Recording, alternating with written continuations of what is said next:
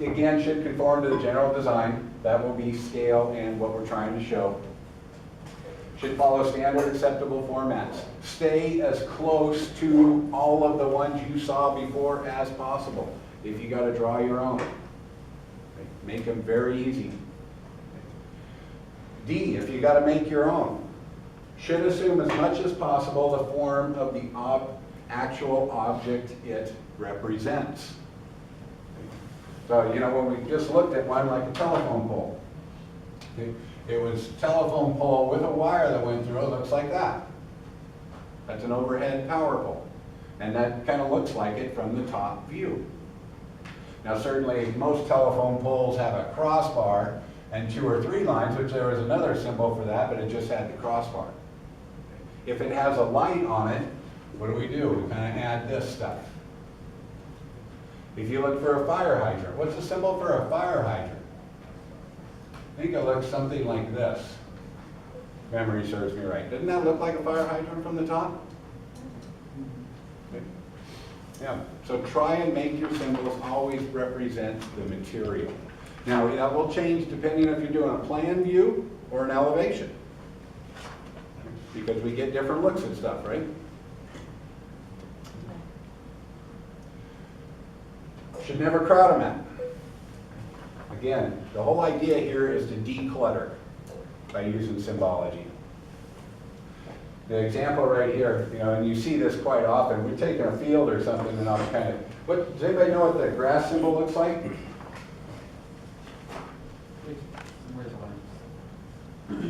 That's it right there, right?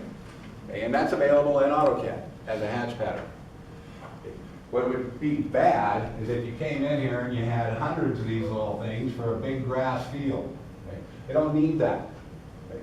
Set your scale such that you might have one here, one here, one here, one here, so that they're evenly set, but there's not too much of it. I think a good example of this maybe is your shingle pattern for roofs. Those lines should really kind of represent about every 4 inches. And I don't know how you're setting the DSF on it. I just kind of start changing my scale till I get the look, but I know the roof is approximately 10 feet high, so I can kind of guess. I'm not going to go measure it. I'm going to trust my eye and experience, but you do want to kind of pay attention to that. Don't overcrowd it. We do that all the time. You know, big alfalfa field or something. I have a question. Yes. So, on that sort of thing, I just did a 3 lines, like kind of like this, and I copied and pasted and put it wherever I wanted it because the hatch wasn't doing what I wanted it Are you talking about window glare? to. No, talk about grass. Oh, grass. Yeah, you can do that too. I mean, if you can't get the hatch scale pattern to work, yeah, don't be afraid to just kind of make your own quick block and copy them around.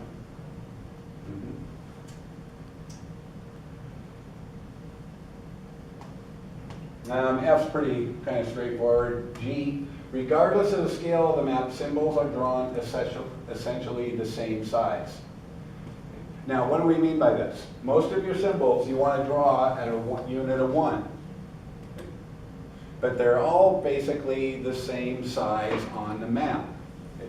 Now, the 2 sizes I want you to kind of think about. Before I go into that though, it is the judgment of the civil draft engineer to enlarge or emphasize the symbol according to the priority of information. Use 2 basic sizes. 1/8 inch is a general symbol. What size do you think would be an important symbol? 1/4 inch. We just kind of go to the text protocols. So if I'm doing, I don't know, let's say I'm doing a fire exit plan out of this building. When I'm putting it on there, we put a big arrow showing where you are, where you need to go, right? Many times also included on those are where fire extinguishers are. Is that a fairly important symbol for that map? Yes, I would make it a 1/4 inch, and I'd bump the line weight up. Now, where the fire sensor is, like a smoke alarm, that's not that important because it doesn't affect you. You need to know what's there in case somebody's got to perform maintenance. but it's not that important. That would be an 1/8 inch. It would have a thin line weight. So we kind of look for that type of stuff as an example. Prominence over one symbol or another is by variation in the line weight and size. Those two kind of go together. Use size and line weight to determine prominence. If you start making them an inch high, you're kind of defeating the purpose of the map, which is to declutter of using a symbol. Symbols repeated on a map need to be identical, okay, obviously. We're not going to use one symbol for a fire hydrant in one spot and another symbol and it looks different in another spot.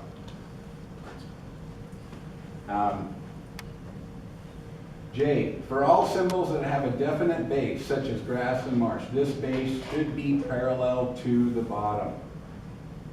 Okay, should be parallel to the bottom. And it's real kind of tricky on here. That's like this little note, never parallel roadways and streams. You're going to see this when you're out there surveying too, is a lot of times when we're trying to do things, we get lost by a big prominent feature. And so you start lining up to that and that's improper. And you'll see this when we're out in the field too. We'll say, hey, stay this far off of this, and then you're following a fence that goes at an angle, and you'll just kind of slowly drift off because you've got two things there going at you. And the same thing happens on drawings. Okay, good rule to follow when proportioning a map would be to draw the important symbols first and then go to least important, because we may nix those least important ones altogether if we get too crowded. Seize your little stick-up sheets. I think I've still got some in the back room. Okay, after that, you do have your hatching. And folks, pay attention to this, because whether we're looking in plan, elevation, or section, our hatching will change.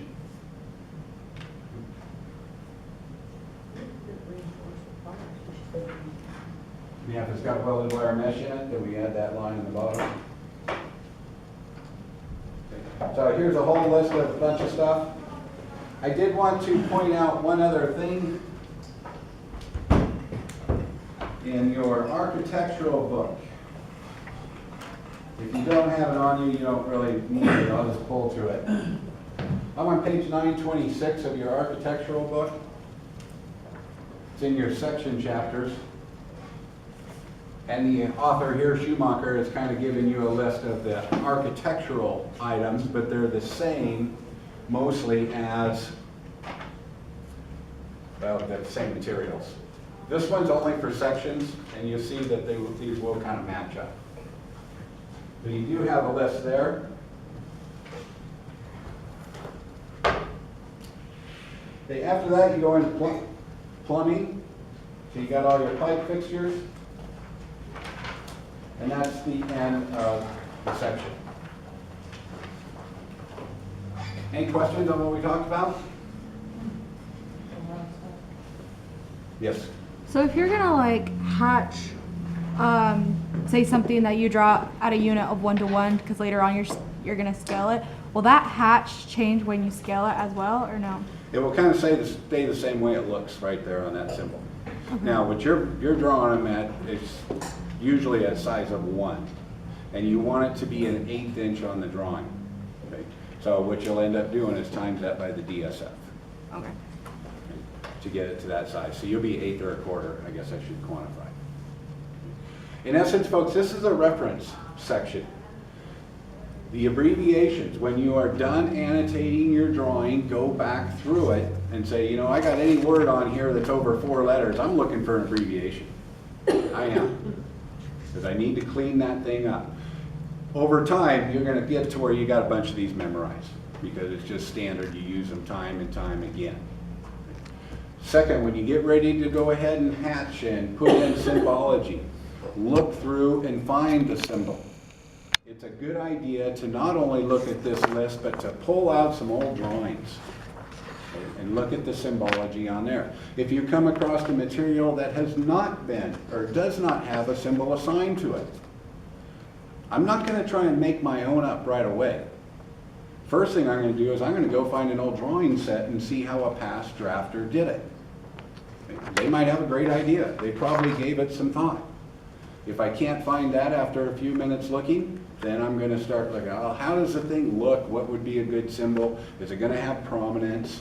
Don't make them too busy, make them easy to read and representing the object as it sits. So, feel free to use symbols all through your drawing. They'll save space, they'll declutter, and they'll still tell the same story. I think that's it for today. Any questions? Yes? So in our section view, we have the rebar reinforced and our concrete wall. Should we be doing the concrete reinforced with bars? Is that patching? Let me look at it.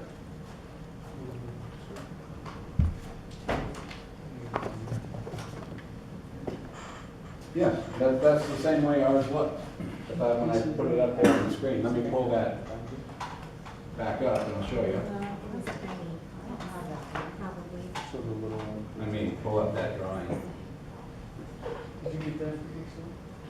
No, my bad, I don't have that. It's gonna be a house. I heard about it. And I know you drew this. You asked me about it on Friday. But my concrete patch is not that. I have a regular concrete patch, but it's saying you get reinforced board. Look how the concrete, this one is different, it's line. To show that there's bars in there. I mean, I called out my bars and I've done my offset of my, you know, a hidden line, but my hatch is the same as the other concrete patch. It should be the triangular one for Well, section, right? Yeah, I have that, but Then I go. I'm just saying that on this particular sheet they gave us, that concrete hatch is different. It's got reinforced bars. Would it be older? And I don't No, know. there is no hatch for that. That's just what the bar is drawn. There's no hatch you're gonna find that has the bars in it. No, I mean, no, I'm just saying, look at this sheet that you gave us. The regular concrete hatch is a plain concrete there, and then when you have it with reinforced bars, since I have my reinforced bars specified called out in my section view, should I hatch it different? To make sure, or is it okay just to show my, you know, bars? Well, you're gonna see the concrete kind of broke out a little bit differently. I mean, should you do a background mask around your bars just so they see it? No, you do it right over the top and you put the hatching in the background. Matching background, okay. I need to